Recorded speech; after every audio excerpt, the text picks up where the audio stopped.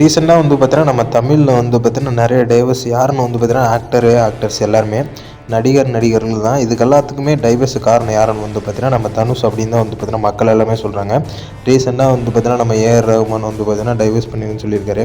அதுக்கப்புறம் வந்து பார்த்தீங்கன்னா ஜெயம் ரவி, அதுக்கப்புறம் வந்து பார்த்தீங்கன்னா சமந்தா, இப்போ லிஸ்ட்டு நிறைய போய்ட்டுருக்கு. அமலா பால் எல்லாருமே இவங்க எல்லாருமே வந்து பார்த்திங்கன்னா டைவர்ஸுக்கு காரணம் நம்ம தனுஷ் அப்படின்னு சொல்கிறாங்க. ஏன்னு வந்து பார்த்திங்கன்னா இவங்க எல்லாருமே வந்து இவங்க கூட சேர்ந்து ஒர்க் பண்ணிகிட்டு இருந்தாங்களாம்மா, இவங்களாம் ஃப்ரெண்ட்ஸாம்மா.